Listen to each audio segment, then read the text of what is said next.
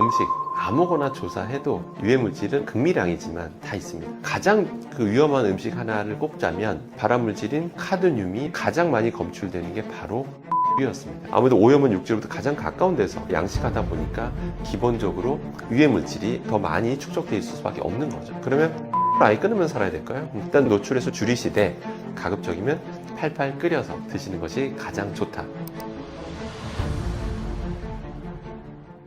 우리가 평소에 먹는 음식에요, 발암물질이나 유해물질 좀 조심해야 하는 부분이 있을 것 같은데요.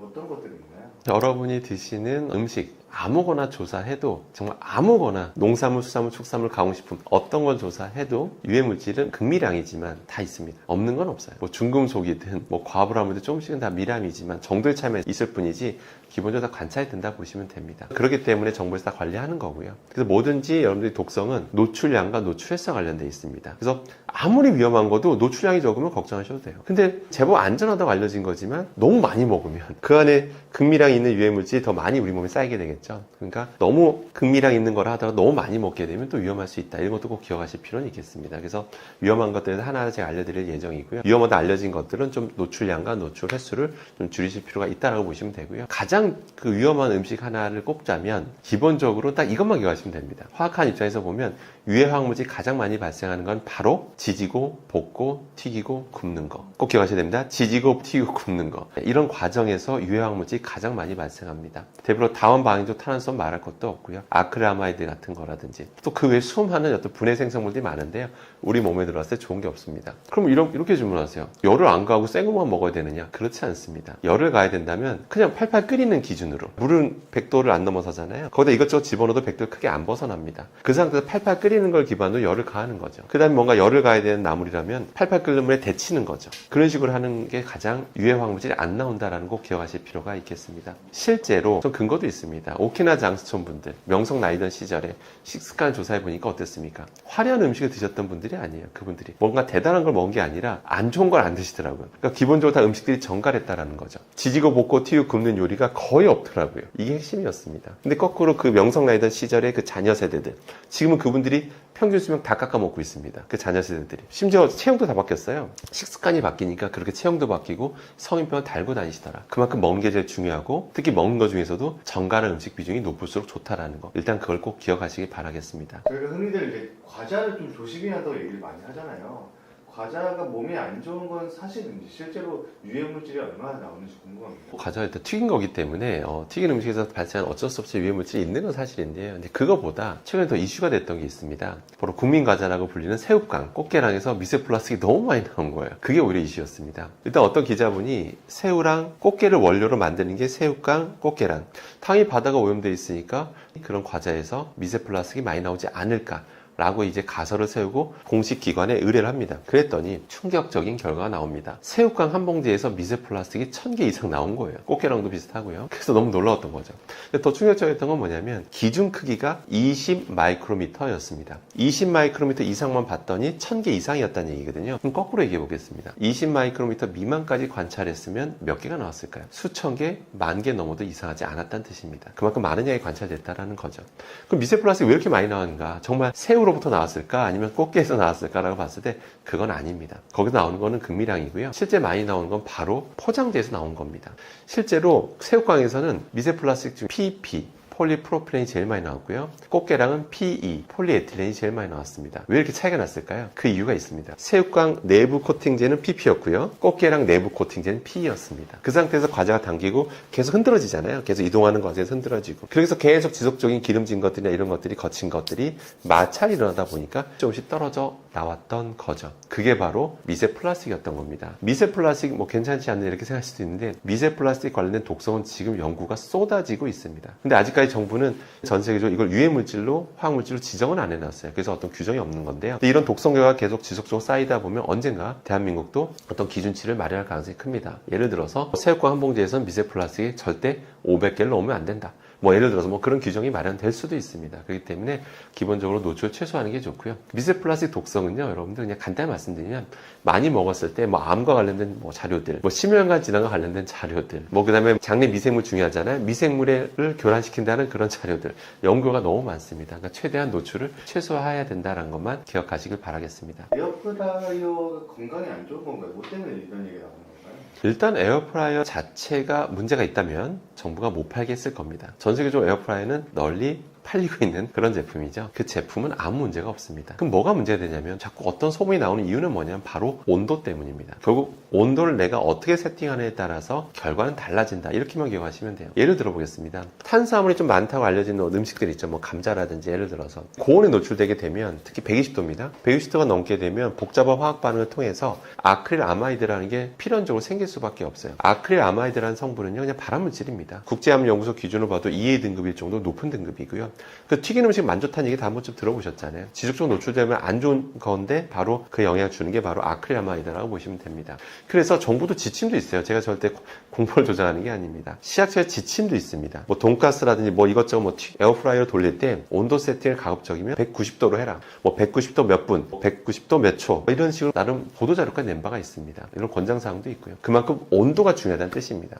근데 저는 아크릴아마이드라고 하는 게 120도만 넘어도 발생하는 거기 때문에 근데 에어프라이어 120도로 설정하면 제대로 덮여진 것 같지가 않아요. 그래서 저는 현실적으로 한 150도 정도를 말씀드립니다. 한 150도 미만도 좀 세팅하시고 시간이 오래 걸리더라도 그렇게 데우는 방식이 가장 바람직하다고 보고요. 그 다음에 중요한 게 뭐냐면 에어프라이어를 그냥 잘 안 쓰시죠. 보통 뭘 깝니다. 에어프라이어 지저분해지는 게 싫어서 보통 종이오일을 많이 깔죠. 근데 실험 결과 바탕을 말씀드리면 종이오일이라는 게 일반 종이가 아니죠. 종이에 뭔가 코팅되어 있습니다. 실리콘 플라스틱 코팅되어 있는데요. 정확하게 PDMS라는 게 코팅이 되어 있습니다. 근데 어떤 연구진은 160도만 넘어도 그 코팅되어 있던 실리콘 미세 플라스틱이 실제로 음식으로 옮겨가더라. 그게 바로 미세 플라스틱입니다. 그러니까 160도만 넘어도 플라스틱이 음식으로 넘어간다는 거죠. 그렇기 때문에 종이오일을 쓰신다면 반드시 좀 160도 미만으로 세팅하고 사용하시기를 당부드리겠습니다. 종이오일 많이 쓰시는데요. 또 종이오일에 대해서 우려도 또 많으신 걸로 알고 있습니다.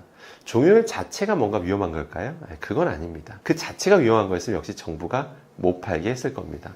근데 전 세계가 다 팔리고 있는 제품이거든요.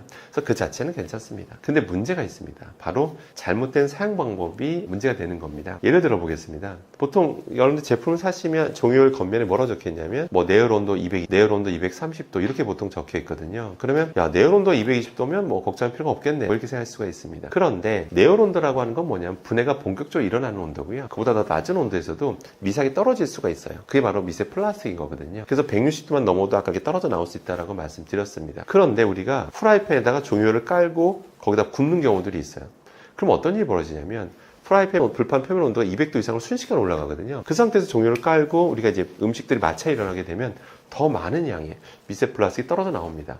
제가 직접 실험까지 해본 사람입니다. 그렇기 때문에 그렇게 뜨거운 불판에다 종이오일을 깔고 뭔가 음식 올려놓고 이런 거 하시지 마시고요. 종이오일은 그냥 말 그대로 감싸는 용도, 바다에 까는 음식에 이렇게 까는 용도, 그 용도로 쓰는 게 가장 안전한 방법이다 라고만 기억하시면 되겠습니다. 건강한 줄 알고 먹고 있었는데 좀 의외로 조심해야 되는 음식도 있을 것 같아요. 어떤 것들이 있을까요? 대표적으로 좀 말씀드리면 굴입니다. 굴하면 가장 건강한 음식의 상징 같은 건데요. 굴 자체는 사실 문제가 되는 건 아닙니다. 굴에는 뭐 타우린도 많고 뭐 몸에 좋은 성분이 너무 많아요. 항산화 작용하는 물질도 많고 뭐 바다의 보배라는 별명도 있지 않습니까? 그럼에도 불구하고 사실은 바다가 오염되면서 나오는 현상 때문에 불가피하게 거기서 유해물질이 많이 관찰되고 있는데요. 정부 조사 결과 기반을 말씀드리겠습니다. 식약처에서 가장 최근에 조사한 결과에 따르면 카드뮴, 발암물질인 카드뮴 중금속 이게 가장 많이 검출되는 게 바로 굴이었습니다. 굴에서 카드뮴이 농도가 제일 높게 나옵니다. 이게 현실이고요. 이유가 뭐였냐면 바로 꼬막입니다. 굴과 꼬막이 1, 2와 2위를 차지했습니다. 그 이유가 어쩔 수가 없어요. 우리가 육지가 가장 오염원이잖아요. 육지에서 오염원을 이제 거기다 이제 희석시켜서 계속 강과 바다에 흘려보내고 있는 건데 그 다음에 그런 오염원에 가까울수록 거기서 양식하는 것일수록 오염도가 높게 나올 수밖에 없습니다. 굴과 꼬막이 바로 그런 겁니다. 아무래도 오염원 육지로부터 가장 가까운 데서 우리가 그거를 양식하다 보니까 기본 기본적으로 유해 물질이 더 많이 축적돼 있을 수밖에 없는 거죠. 그래서 조사 결과 카드뮴이라는 발암물질 농도가 제일 높게 나온 것도 사실입니다. 그렇기 때문에 저는 그걸 뭐 드시 말라는 뜻도 아니고 저는 먹습니다. 저도 먹는데 다만 이 사실 바다가 오염됐기 때문에 나온 결과기 때문에 좀 노출량과 노출 횟수, 그러니까 섭취량을 조절하는 편이다. 이렇게 보시면 되고요. 그러면 드시는 좋은 팁을 알려드리면, 굴을 예를 들면 우리 굴국밥 이런 거 있잖아요. 그러니까 팔팔 끓이지 않습니까? 팔팔 끓이는 과정에서 이거 좀 빠져나와요. 빠져나오는 것 중에 그런 카드뮴 같은 발암물질도 빠져나오는 게 있습니다. 꽤 저감 효과를 보실 수가 있어요. 그렇기 때문에 뭐 예를 들어 굴국밥을 드신다면 그걸 다 국물째 드시지 마시고 최대한 좀 건더기 위주로 드시는 식습관이 제일 좋고요. 평소에 굴을 드시더라도 생으로 뭐 이렇게 초장 찍어 드시는 것보다는 팔팔 끓인 다음에 그냥 건더기 위주로 드시는 식습관이 훨씬 더 카드뮴 저감 효과를 보실 수 있다라고 보시면 되겠습니다. 참고로 수산물에 대해 잠깐만 말씀드리면 수산물에는 참 좋은 성분들이 많습니다. 부정할 수도 없고 정말 유익한 성분이 너무 많은데요. 다만 지금 바다가 오염되면서 나오는 현상들이 좀 있습니다. 사실은 지금도 강가 바다로 이 공장에서 나가는 또 생활에서 나가는 하수들이 계속 강가 바다로 나가고 있는데 거기서 분해되지도 않고 지속적으로 거기서 머물면서 농도가 높아지고 있어요. 거기서 서식하는 수산물에서 그런 오염물질, 대표적인 중금속이라든지 유해 중금속, 그다음에 뭐 과부라 화합물이라든지 이런 것이 높게 나오는 게 이상할 건 없습니다. 실제 높게 나오고 있고요. 그래서 실제 많은 나라 선진국 위주로 이런 걸 관리하고 있는 것도 사실입니다. 그럼 수산물 아예 끊으면 살아야 될까요? 그럼 고기만 왕창 먹는 게 좋을까요? 또 그것도 아니지 않습니까? 그래서 현명하게 드시는 게 제일 좋은데요. 일단 노출량, 노출에서 좀 줄이시되 드신다면 가급적이면 팔팔 끓인 상태로. 예를 들어 미역국이라면 미역국을 팔팔 끓여 먹잖아요. 그런데 가급적 국물보단 건더기 위주로 드시는 식습관. 아까 굴도 가급적이면 그 자체로 생으로 찍어 먹는 것보다는 팔팔 끓인 상태에서 그 유해물질이 다 많이 빠져나가니까 그 상태에서 그거를 드시는 식습관. 한마디로 팔팔 끓여서 드시는 것이 가장 좋다. 그리고 국물은 드시지 않는 게 좋다. 이것만 기억하시길 바라겠습니다. 너무 지금 오염도가 심각하긴 합니다. 실제 오염도가, 이거 실제 정부 조사 결과고요. 오염도가 수산물 속에서 뭐 예를 들어서 뭐 카드뮴이다. 뭐 예를 들어서 뭐 중금속 납이다. 아니면 메틸수은이다. 이런 것들이 지속적으로 대부분 다 우상향하고 있어요. 농도들이. 그러니까 수산물에서 농도가 우상향하고 있는 게 현실이라는 것도 꼭 기억하시길 바라겠습니다. 어쩔 수가 없는 게 바다에 계속적으로 그런 폐수에 과불암물들이 막 흘러 들어가잖아요. 바다라고 하는 건 시간 지나면 증발하는데 H2O만 증발해요. 그 안에 있는 유해 물질들은 그대로 있습니다. 그러니까 농도가 계속 진해지는 거예요. 근데 그게 또 미생물이나 자외선에 분해되면 좋은데 분해가 안 돼요. 분해가 안 되는 게 너무 많습니다. 그러다 보니까 거기서 서식하는 당연히 그런 수산물한테 이렇게 쌓이겠죠. 그러면 최상위 포식자로 갈수록 그 농도가 높아질 수밖에 없는 게 현실이라는 거죠. 구독자 여러분들 오늘도 만나뵙게 해서 너무 반가웠습니다. 그리고 저도 즐거운 시간이었는데요. 제가 알려드린 것들에 대해서 너무 공포심을 가질 필요는 없습니다. 우리 담배라고 생각하시면 됩니다. 담배, 술 그 자체가 우리가 단단 노출됐다고 암에 걸리는 건 아니지 않습니까? 근데 지속적으로 노출됐을 때 문제가 되는 거니까요. 제가 알려드린 것에 대해서 저게 위험하다는 게 오늘 아셨으면 노출량, 노출횟수를 줄이면 되는구나. 이렇게 단순하게 생각하시길 바라겠습니다. 그래서 무엇보다 중요한 거는 정확한 지식, 정확한 정보라고만 기억하시면 되겠습니다. 오늘 너무 반가웠고요. 다음 기회에 또 뵐 수 있기를 바라겠습니다. 감사합니다.